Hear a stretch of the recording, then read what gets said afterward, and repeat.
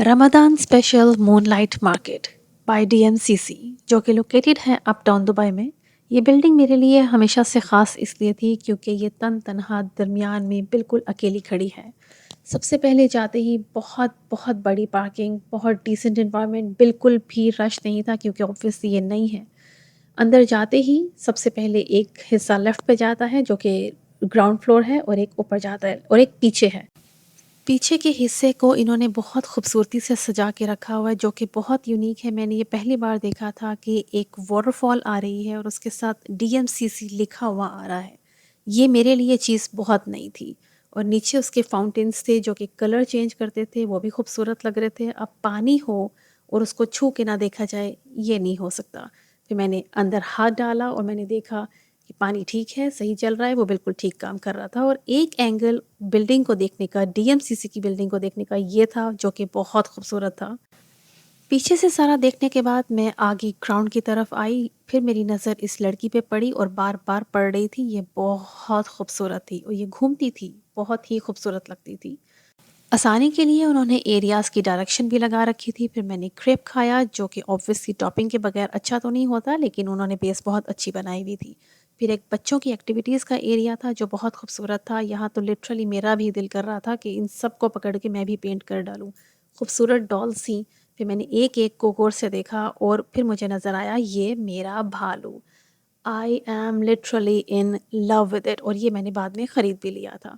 I will always keep it with my self. फिर उन्होंने मुझे बाकी दिखाए उनके कार्टून्स, उनकी जितनी भी दीगर एक्टिविटीज़ की चीज़ें हैं, सब उन्होंने बहुत तफ़सील से, तसल्ली से मुझे दिखाई। और फिर ये सबका फ़ेवरेट ये भी दिखाया। सोचा कि ऊपर जाके देखते हैं, हो सकता है व्यू नीचे से भी ज़्यादा अच्छा हो। और आई मस्ट से कि अगर ये सीढ़ियाँ होती तो मैं कभी भी ऊपर ना जाती। चूँकि ये एक स्लोप थी, इस वजह से मैं ऊपर गई और मैंने हिम्मत की। ऊपर जाने का मंज़र बहुत खूबसूरत था। नीचे देखें या साइड पे देखें, ऊपर जाने का सफ़र थका देने वाला बिल्कुल नहीं था। और ऊपर जाके फिर मुझे फिर से ये वाटरफॉल दिखी, जो कि फिर से अच्छी लगी। सिटिंग एरिया बहुत खूबसूरत था। ये सो रेस्टोरेंट है और ये इन्होंने बहुत अच्छे तरीके से यहाँ पे भी उनका सेटअप लगाया हुआ था। और ये जो एंड में है, ये मेरा लव है। मुझे ये बहुत खूबसूरत लगा। ये खाने मैं दोबारा जाऊँगी जिस दिन मैं डाइट पे नहीं होंगी। I just love it. तो ये बहुत ही इन्होंने अच्छे तरीके से, बहुत ही डिसेंट सजाया हुआ था। बहरहाल वहाँ से कॉफ़ी ली मैंने और वहाँ थोड़ी देर बैठी, थोड़ी देर पिक्चर्स ली और उसके बाद मैंने ऊपर से नीचे देखते हुए उसकी वीडियो बनाई क्योंकि ऊपर से भी ये बहुत खूबसूरत लगता था। और ये फिर से, ये दोशीज़ा फिर से मेरी नज़रों में आ गई, फिर से खूबसूरत। फिर मैंने सारा एक अच्छे तरीके से जायज़ा लिया, फिर से व्यू को एन्जॉय किया, इस जगह को एन्जॉय किया। बहुत डिसेंट एनवायरनमेंट था। ये 2 दिन पहले ही खुली थी, शायद इस वजह से बहुत रश नहीं था क्योंकि अभी बिल्कुल नई-नई जगह है। And I must say everything is so well organised. अब कोई जगह पे जाऊँ और मैं वहाँ का वॉशरूम ना देखूँ, हो नहीं सकता। वॉशरूम भी उन्होंने बहुत अच्छा, डिसेंट और खुशबूदार था। I really liked all of it.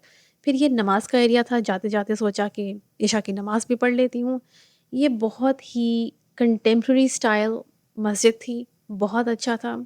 ये इन्होंने बहुत डिसेंट तरीके से, बहुत, बहुत, बहुत खूबसूरत खुशबू आ रही थी। यहाँ पे नमाज़ पढ़ने का इतना मज़ा आया कि मुझे लगा शायद हमेशा इशा की नमाज़ मुझे यहीं आके पढ़नी चाहिए। और फिर वापसी का टाइम हो गया और मैं घर चली गई। बाय।